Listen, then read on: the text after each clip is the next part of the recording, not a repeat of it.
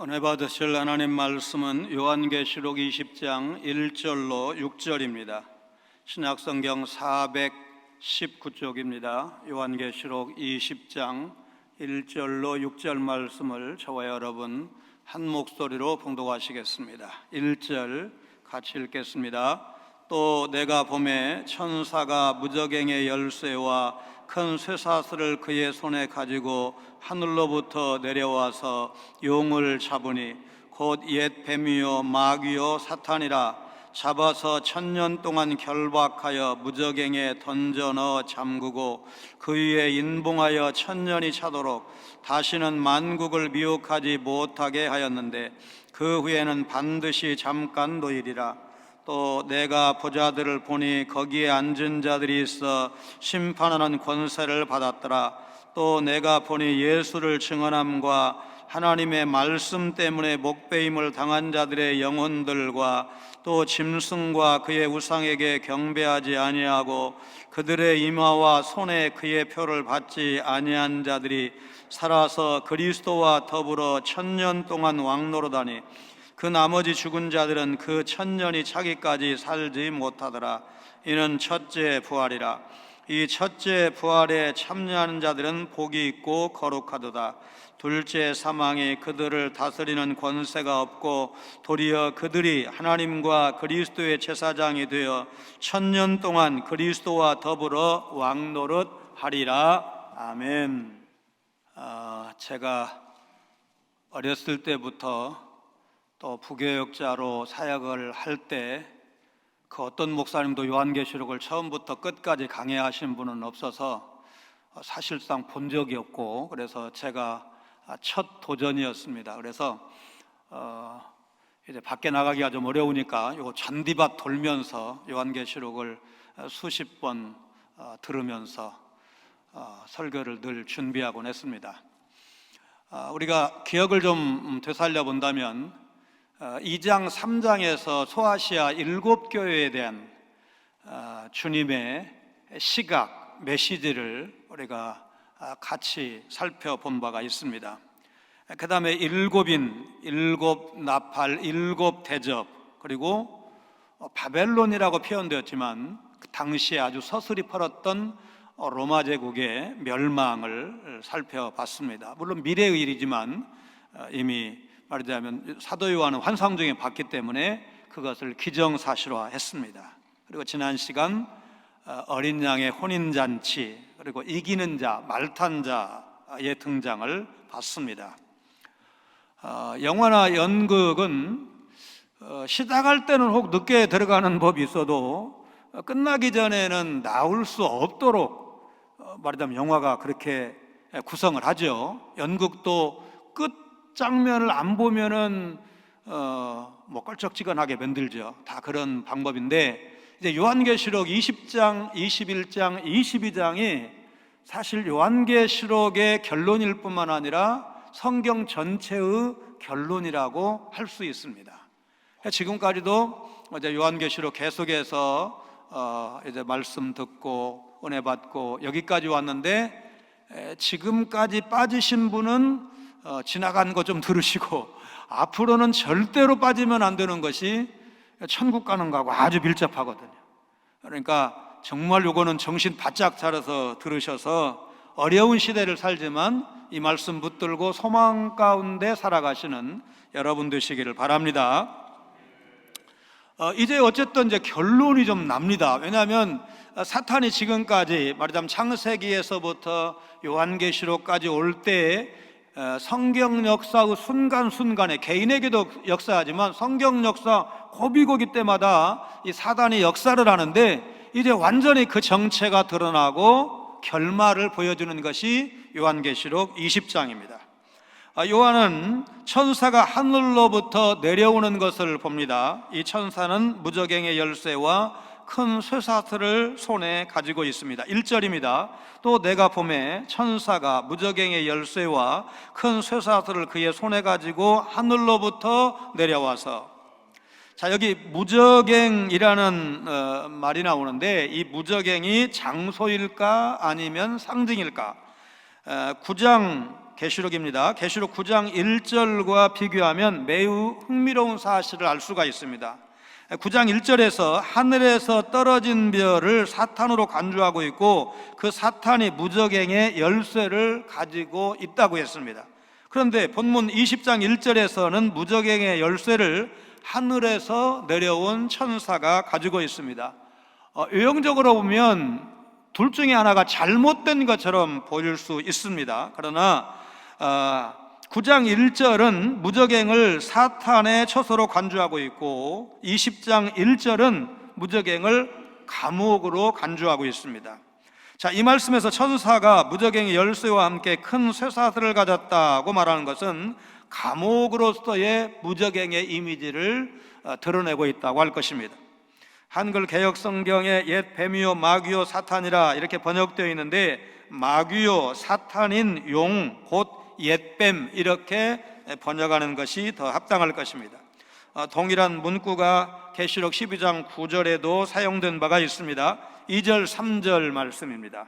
용을 잡으니 곧 옛 뱀이요 마귀요 사탄이라 잡아서 1000년 동안 결박하여 무저갱에 던져 넣어 잠그고 그 위에 인봉하여 1000년이 차도록 다시는 만국을 미혹하지 못하게 하였는데 그 후에는 반드시 잠깐 놓이리라. 용은 잡혀서 결박될 정도로 천사에게 압도당합니다. 세 번째 단계로 천사는 그 용을 무저갱에 던지고 나오지 못하도록 문을 잠깁니다. 앞서 언급한 큰 쇠사슬로 용을 결박을 했을 것입니다. 자, 이 큰 쇠사슬로 결박을 했다는 것은 무슨 영화에서 이렇게 나쁜 놈들이 납치해가지고 묶어놨는데 어떻게 풀어나오고 이런 시나리오가 아니고 완벽하게 결박했다는 것을 의미하는 것입니다. 인봉하고 잠금으로써 사탄에 대한 통제가 완벽하게 이루어졌다는 말씀입니다. 용은 이렇게 감금된 상태로 1000년을 보냅니다. 이런 내용은 상징적으로 봐야 할 것이 용이나 옛뱀이 사실은 그 옛뱀은 뱀을 의미하지만 그 뱀이 그냥 뱀이 아니고 사단을 상징하기 때문에 그렇습니다. 요한이 본 것은 사탄이나 마귀가 아니라 그것을 상징하는 용을 봤습니다. 따라서 요한의 이 메시지는 필연적으로 상징성을 띌 수밖에 없는 것이죠.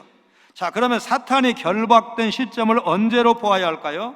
2절 하반절에서 결박하다라는 말은 마가복음 3장 27절을 비롯한 많은 복음서와 서신서에서 이제 자주 나타나고 있는데 예수님께서 사역을 하실 때부터 이미 사탄은 결박되었다는 사실, 하나님의 아들, 창조주 하나님, 능력의 하나님이 이 땅에 오셔서 이제 복음을 증거하실 때 사탄은 이미 결박될 수밖에 없다는 것. 왜냐하면 완벽하게 자신의 세상으로 통치할 수가 없게 된 것입니다. 그렇다면 1000년이라는 시간은 예수님의 초림부터 재림까지의 기간을 의미한다고 봐야 할 것입니다. 사탄을 무저갱에 가두게 된 이유는 만국을 다시는 미혹하지 못하도록 가둬둔 것입니다. 이 말의 의미는 두 방향에서 이해할 수가 있는데 첫 번째는 초림과 재림 사이에 사탄의 사역 방향이 바뀌었다는 것입니다. 계시록 12장에서 사탄은 하늘에서 쫓겨났다고 했습니다. 쫓겨나기 전까지 사탄은 무슨 일을 했느냐? 온 천하를 다니면서 미혹했다고 했습니다. 욥기 1장 장면 기억하시죠? 동방의 의인이라고 하는 욥이 신앙생활 잘합니다. 하나님 복을 많이 주셨습니다. 사탄이 하나님께 뭐라고 도전합니까? 하나님이 복을 많이 주셨으니까 저렇게 잘 섬기지 아마 저 다 뺏으면 그렇지 않을 거려. 미혹하는 자로 욥에게 결국 나타납니다. 물론 생명은 손댈 수 없게 하시고 나머지만 시험하도록 하셨는데 그 장면을 우리가 떠올리면 좋을 것입니다. 그 후에 12장 13절로 17절 말씀을 보면 하늘에서 쫓겨난 다음에 사탄이 한 일이 뭐냐면 교회 공동체를 회방하는 일이었습니다. 두 번째로 만국을 미혹하지 못하게 했다는 말은 다음 시간에 7절로 10절 말씀을 통해서 우리가 보다 더 확실하게 이해할 수가 있을 것입니다. 여기에서 용은 1000년을 채운 후에 무저갱에서 나오게 되고 만국 곧 곡과 마곡을 미혹해서 교회 공동체와 싸움을 벌일 것이다. 8절에 그렇게 기록이 되어 있는데 8절에서 미혹하다라는 말이 종말적 전쟁을 치르는 동기를 말하자면 부여를 하게 됩니다. 교회를 미혹하고 교회를 공격하고 교회를 멸절시키기 위해서 전쟁을 걸어왔기 때문에 그 전쟁은 피할 수 없는 전쟁이고 그것이 곧 마귀, 사탄의 최후를 불러오는 것입니다. 이런 성격의 미혹은 용이 무저갱에 있는 1000년 동안은 할 수 없지만 1000년이 차고 재림때가 되자 마지막으로 교회 공동체를 미혹하고 멸절시키기 위해서 시도하는 것입니다. 이 전쟁에 대해서는 다음 시간에 좀 더 자세하게 다루게 될 것입니다. 그 후에는 반드시 잠깐 노일이라 이렇게 말씀을 하고 있는데 이 반드시라는 단어, 사람 사이에서는 절대라는 말 쓰면 뒤집히는 일이 종종 생기죠. 내가 손에 장을 지져도 하는데 그 장 지질 일이 생기는 것이 사람이란 말이죠. 그런데 하나님이 쓰실 때 이 반드시라는 말은 하나님이 작정하시고 하나님이 이루신다는 의미가 있어요. 사람은 아무리 의지가 굳어도 약해질 때가 있는데 하나님은 하신다 그 말이죠. 근데 이 문맥상 무슨 뜻이에요? 사탄이 잠깐 놓이게 되는 것도 갇히게 되는 것도 다 하나님의 뜻대로 된다. 하나님이 그거를 쓰신다는 그런 의미입니다. 사탄은 구원의 소식이 거짓이니까 믿지 말라고 우리 말하자면 가장 그 이성이라고 하는 그 부분에 호소를 합니다. 그렇게 간단히 믿어서 구원받을 거면 세상에 지옥 갈 사람 있겠냐? 이렇게 유혹을 하는 겁니다. 여러분, 우리 복음이 좀 간단하잖아요. 우리는 죄인이잖아요. 하나님의 아들이 오셨어요. 그분이 나를 대신해서 십자가에서 대속의 죽음을 죽으셨어요. 사흘 만에 부활하셨어요.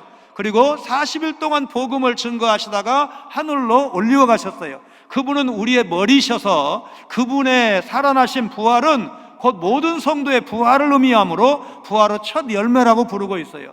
예수님 부활이 역사적인 사실이라면 여러분과 저의 부활도 역사적인 사실로 이루어진다는 사실을 성경이 분명히 증언하고 있습니다. 너무 단순하잖아요. 몇 번을 반복해도 다른 내용의 복음이 없어요. 그런데 사단이 뭐라고 유혹을 합니까? 야, 너 예수 믿고 나서 죄 짓잖아. 그러면 그 죄를 씻어내려면 그래도 좀 착하게 살아야지, 바르게 살아야지. 착하게 살고 바르게 사는 건 맞는데 착하게 살고 바르게 살아서 천당 가는 건 아니다 그 말이에요. 여러분, 이게 순서가 바뀌면 안 되잖아요. 복음은 십자가의 강도도 구원받을 수 있다는 것이 복음 아닙니까? 그 사람이 무슨 선한 일을 했습니까? 처음에는 똑같이 두 명이 똑같이 예수님을 공격을 했는데 나중에 한 강도가 생각이 바뀌잖아요. 예수님 뭐라고 말씀하십니까? 오늘 네가 나와 함께 낙원에 있으리라. 여러분, 성경에 기가민가한 사람 많아요. 이 사람은 행실로 봐갖고 구원 받았을까 못 받았을까 이렇게 의심스러운 사람이 많은데 아브람 천당 간 거 확실하죠? 아브람 예수님이 말씀하셨잖아요. 누가복음 16장 19절로 31절에 흔히 말하는 부자와 나사로 비유해서 아브라함이 천국에 앉아있고 나사로가 그 품에 안겨있다고 했으니까 아브라함 틀림없이 천국에 갔어요. 강도도 오늘 네가 나와 함께 낙원에 있으리라 예수님 선포하셨으니까 의심의 여지 없이 천국에 갔어요. 그래서 긴가민가한 사람도 많다 그 말이에요. 그런데 이 강도가 구원받았다면, 그가 복음으로 예수님의 은혜로 그가 구원받았다면 오늘 여러분과 저도 예수님의 은혜로 하나님의 사랑으로 구원받는 것이 복음인 줄로 믿습니다. 일본 천황이 항복을 했는데도 그 소식을 듣지 못한 3명의 일본군이 필리핀 루방섬에 숨어 살았습니다. 필리핀 경찰이 전단지를 살포하고 설득했지만 이거 틀림없이 미군의 계략일 거야 그러면서 믿지 않았습니다. 2명은 필리핀 경찰과 교전 중에 사망했고 오노다 히로 소위 한 사람만 남게 되었습니다. 일본 정부에서 그에게 종전 소식을 전하기 위해서 가족을 보냈지만 이마저도 속임수일 거라고 생각하고 거절했습니다. 결국 전쟁 당시에 그에 상관했던 다니구치 소령이 찾아와서 설득한 후에야 투항하고 집으로 돌아올 수가 있었습니다. 여러분, 이 일이 1, 2년 후에 있었던 일이 아닙니다. 무려 종전 29년 만에 있었던 일입니다. 복음을 몰라도 이렇게 되는 것입니다. 자기가 아들인 줄 모르면 종처럼 살 수밖에 없습니다. 예수님이 하늘과 땅의 모든 권세를 성부 하나님으로부터 받으셨는데 사탄은 마치 자기에게 그런 권세가 있는 것처럼 우리 성도를 속이려고 합니다. 그러나 그는 이미 결박되어서 무저갱에 봉인되었습니다. 이 사실이 곧 복음이고 이것을 믿는 것이 바로 믿음인 것입니다. 옛 뱀은 창세기에서 아담과 하와를 속였던 바로 그 뱀입니다. 사탄은 광야에서 예수님을 시험했던 존재가 바로 사탄입니다. 만국을 위협하던 사탄은 하늘로부터 번개같이 떨어져서 머리가 완전히 깨어졌습니다. 죽음에 대한 공포를 이용해서 사람들을 종로로 가게 했던 사탄의 계략이 완전히 박살이 납니다. 사탄이 십자가 위에서 예수님을 죽음으로 이끌면서 그분의 발꿈치를 상하게 했을지는 모릅니다. 그러나 주님은 죽음의 골짜기를 통과하셔서 생명으로 부활하셨습니다. 사망 권세 깨뜨리시고 사탄의 머리를 밟으시고 그에게 사로잡힌 자들에게 참 자유를 주셨습니다. 그러므로 사탄은 이제 무기력한 존재입니다. 그렇다면 사탄을 더 이상 두려워하지 말고 우리는 주님 편에 서서 주님의 승리는 곧 내 승리이기 때문에 주님과 함께 영광받을 승리의 그날이 우리에게 약속되어 있다는 것, 보장되어 있다는 사실을 믿고 담대하게 사탄과 대적에서 이기시는 여러분 되시기를 주의 이름으로 축원합니다. 천사가 무저갱의 열쇠와 쇠사슬로 용을 잡았다고 했습니다. 용을 무저갱에 던지고 그걸 잠그고 인봉까지 했다고 했습니다. 4절로 6절 말씀은 천년 왕국의 근거가 되는 중요한 본문입니다. 요한이 먼저 본 것은 심판은 권세를 받고 보좌에 앉아있는 자들입니다. 예수님은 이기는 자들이 보좌에 함께 앉을 것이라고 이미 3장 21절에서 약속하셨습니다. 4절 말씀입니다. 또 내가 보좌들을 보니 거기에 앉은 자들이 있어 심판하는 권세를 받았더라. 또 내가 보니 예수를 증언함과 하나님의 말씀 때문에 목배임을 당한 자들의 영혼들과 또 짐승과 그의 우상에게 경배하지 아니하고 그들의 이마와 손에 그의 표를 받지 않은 자들이 살아서 그리스도와 더불어 1000년 동안 왕노릇하니. 예수님은 마태복음 19장 28절에서 제자들에게 12 보좌에 앉아 이스라엘 12 지파를 심판하실 것이라고 말씀하셨습니다. 또한 요한은 예수를 증언하느라 순교를 당한 자들과 짐승에게 경배하지 않고 짐승의 표를 받지 않은 자들을 볼 수가 있었습니다.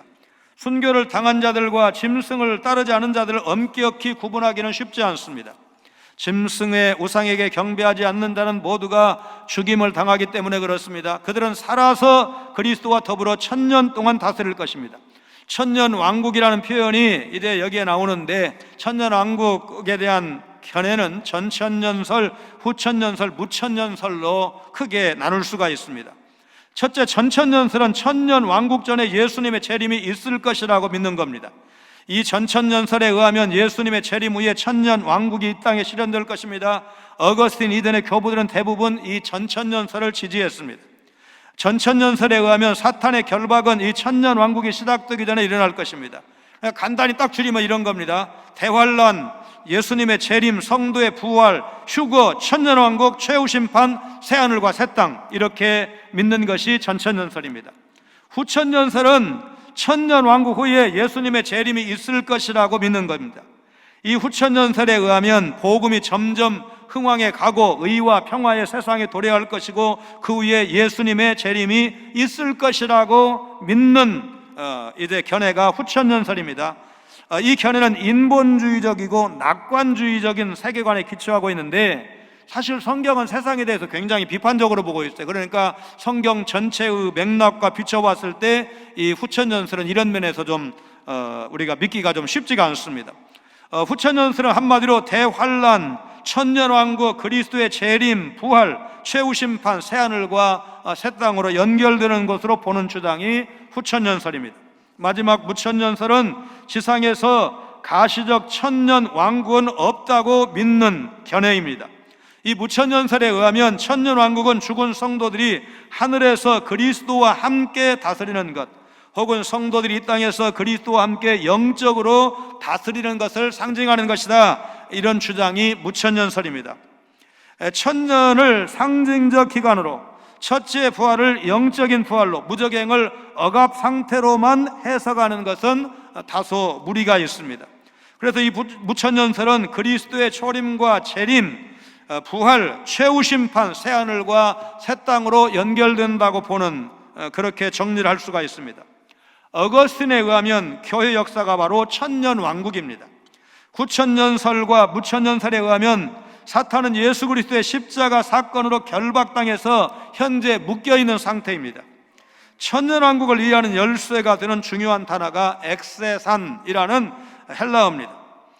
이 단어는 개역개정 성경에서 그들이 살아서라고 번역이 되었습니다. 그들이 살아났다는 말을 문자적으로 보면 몸의 부활을 의미합니다. 이 해석을 따르는 견해는 당연히 전천년설입니다. 5절의 엑세산이 몸의 부활을 가리킨다면 4절의 엑세산 역시 몸의 부활을 가리킨다고 보는 것이 자연스럽습니다. 반면에 후천년설에서는 이 단어가 몸의 부활이 아니라 영적 부활, 곧 중생을 의미한다고 봅니다. 무천년설에서는 이 단어가 죽음 후에 그리스도와 함께 하늘에 거하는 것으로 해석하기도 하고, 후천년설처럼 중생을 통한 영적 부활을 가리키는 거다, 그렇게 보기도 합니다. 이 천년왕국 교리는 기독교에서 가장 다루기 힘든 부분 중에 하나입니다. 그 시작이 언제인지를 놓고 많은 논란이 있고 앞으로도 의견 일치를 보이는 것은 쉽지 않을 것 같습니다. 그러나 그 천년왕국이 어떤 성격을 갖고 있는지에 대해서는 우리가 파악할 수 있다는 점에서 의미가 있습니다. 먼저 천년왕국은 기나긴 고난과 핍박 가운데서도 신앙의 중심을 잃어버리지 않은 백성을 위한 나라입니다. 또 그 왕국은 충신과 진리신 그리스도와 함께 다스리는 나라입니다. 그러므로 천년왕국은 위로의 나라요, 진리로 다스려지는 정의의 나라입니다. 진정으로 살아남은 자들이 부활하신 그리스도와 함께 주관하는 생명의 나라이기도 합니다. 천년 왕국에는 궁극적 소망이 살아 숨쉽니다. 극심한 핍박 속에서 날마다 죽음의 공포를 겪고 있는 의로운 백성에게 주어지는 희망의 상징이 천년 왕국입니다. 미국 콜로라도 덴버의 콜럼바인 고등학교에서 일어난 총기 난사 사건을 기억하실 것입니다. 이 학교 불량 서클 단원이었던 트렌치코트 마피아 단원 두 사람이 총을 갖고 교실에 들어와서 무려 25명의 학생이 죽은 사건입니다. 그 학생 중에는 17살 된 캐시 버넬이라고 하는 학생도 있었습니다. 총을 들고 있던 학생이 캐시를 향해서 총구를 겨누고 이렇게 묻습니다. 너 하나님 믿지? 대답을 어떻게 하느냐에 따라서 죽을 수도 있고 살 수도 있는 그런 절박한 상황이었습니다. 그런데도 캐시는 나는 하나님 믿어. Yes, I believe in God. 그렇게 대답을 했습니다. 그러자 캐시를 향했던 총구에서 불을 뿜었고 그는 죽었습니다. 캐시의 이야기가 알려지자 미국의 10대 기독 학생들 사이에서 Yes, I believe in God 그렇게 적힌 티셔츠를 입는 운동이 일기 시작했습니다.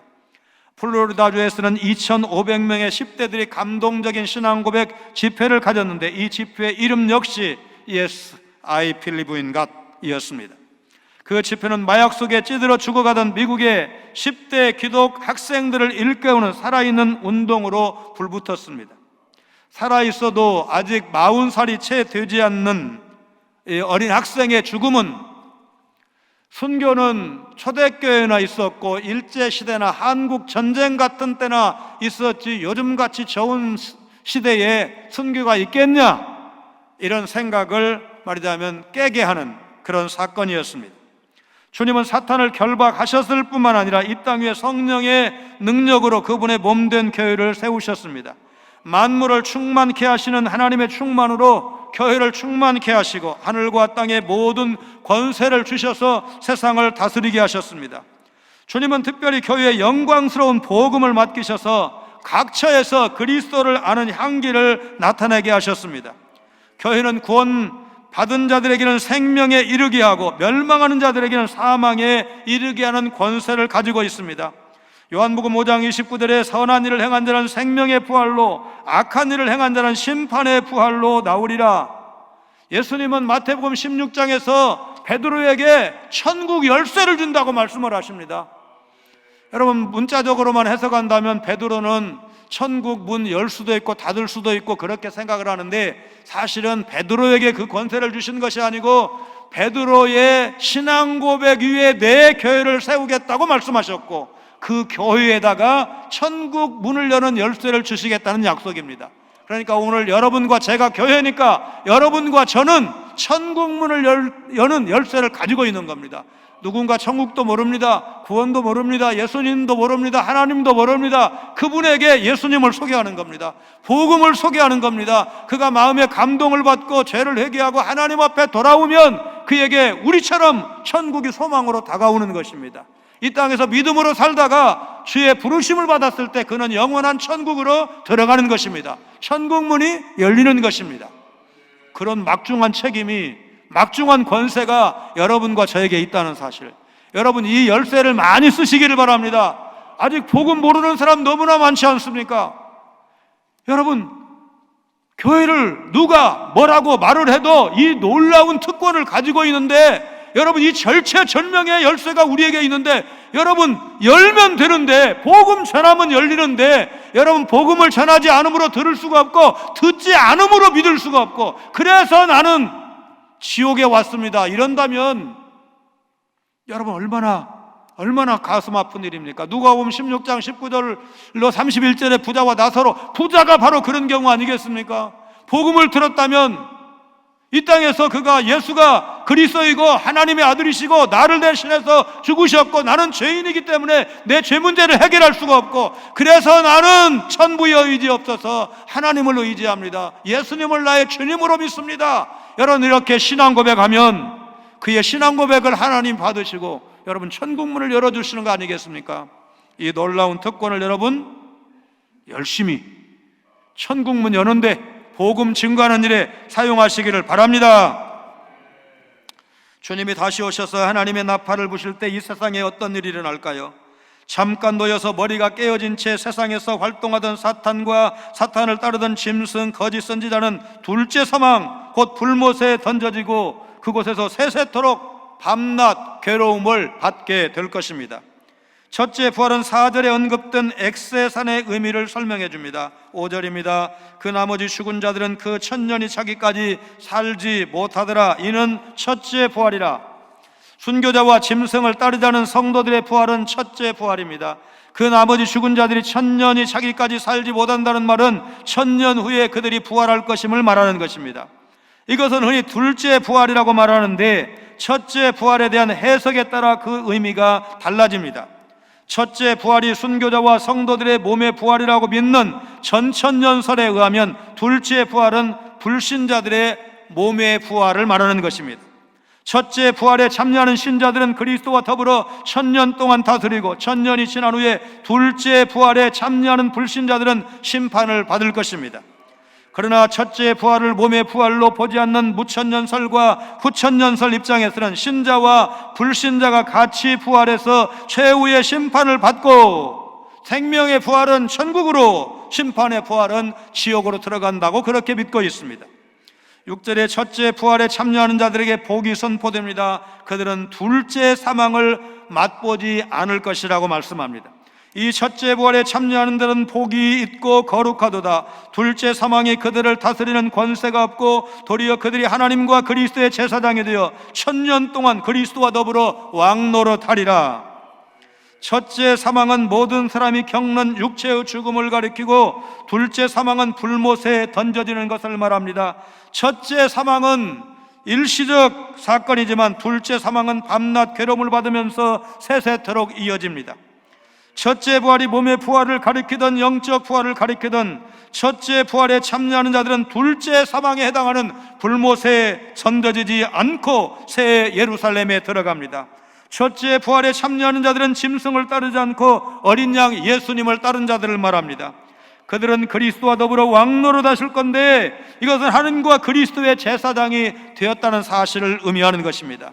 성도는 1장 6절 5장 10절에서 하나님 앞에서 나라와 제사장으로 부름을 받았습니다. 첫째 부활에 참여하는 자들은 천년 동안 왕노릇할 것이고, 궁극적으로 새 예루살렘에서 우리 주님과 더불어 세세토록 왕노릇할 것입니다. 무적행은 불과 유황못과는 다른 임시적 장소입니다. 그곳에 용을 가두는 이유는 성도들을 미혹하지 못하도록 막기 위해서입니다. 그러나 구원받고 소망 가운데 살던 성도는 그날 그 순간에 기뻐하며 하나님 앞에 감사의 찬양을 올리지 않을 수 없을 것입니다. 둘째 사망은 결코 성도를 집어삼킬 수 없기 때문에 그렇습니다. 그래서 그날 성도들은 스스로 이렇게 외칠 것입니다. 또 다른 성도들이 외치는 이런 음성을 듣게 될 것입니다.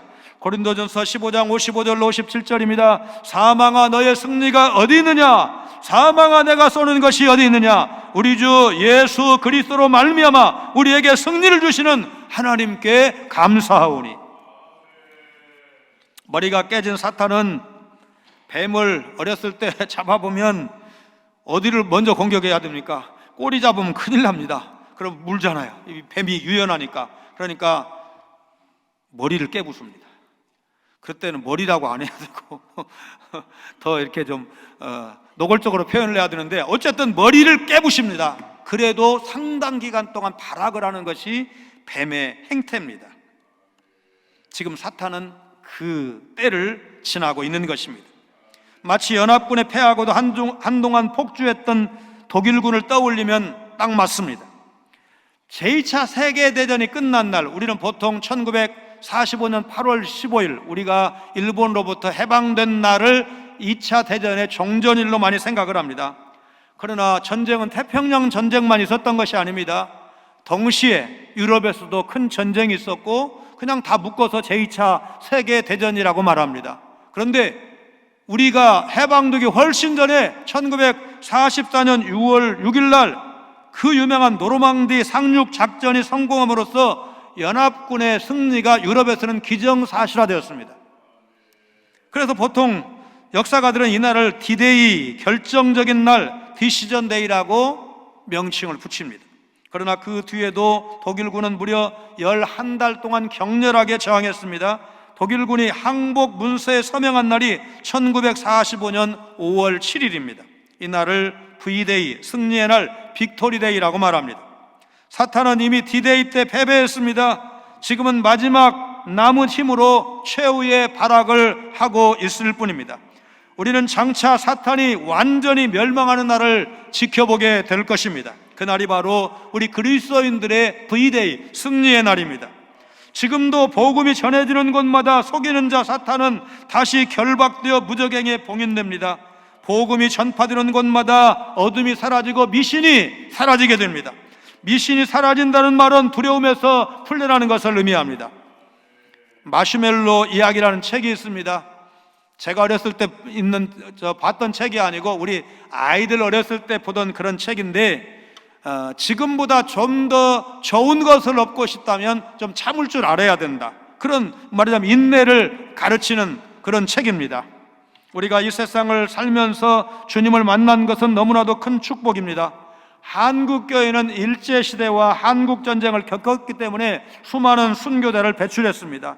유명한 손양원 목사님, 주기철 목사님 순교 이야기가 우리 한국교회 전설이 되었습니다. 재작년이죠.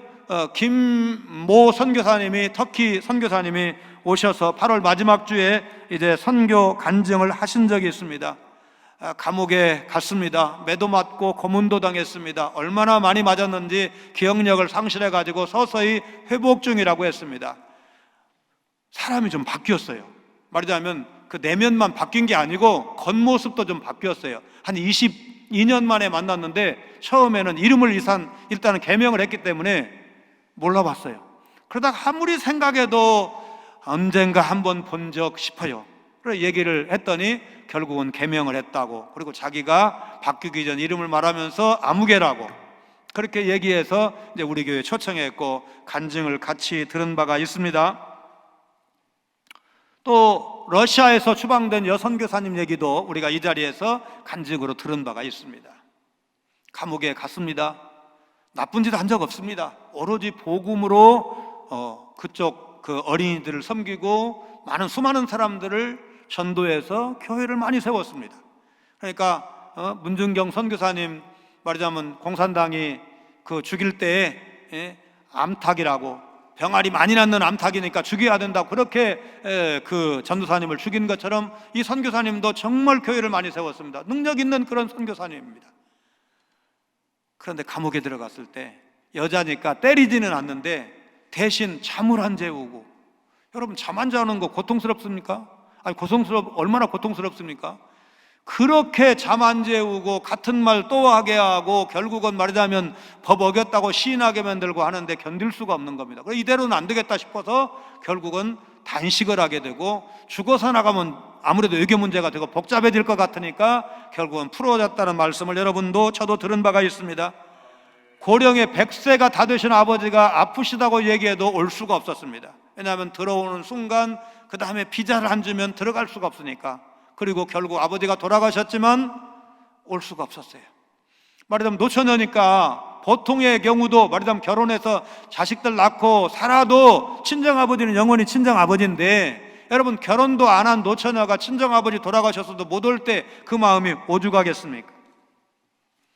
선교사님들이 대략 이런 고생을 겪고, 또 지하계의 지도자들이 이런 고생 끝에 수십 년 감옥 생활하고 그렇게 말하자면 고난 끝에 그 다음에 놀랍게 역사하는 것을 볼 수가 있습니다. 여러분 오늘 우리가 옛날 초대교회나 일제시대 한국전쟁 때처럼 물리적인 폭력은 안 당한다고 해도, 아까 캐시 얘기도 했지만 여러분 여전히 우리는 복음 때문에 정말 어려운 때를 살고 있습니다. 코로나로 어려운 시대를 살고 있습니다.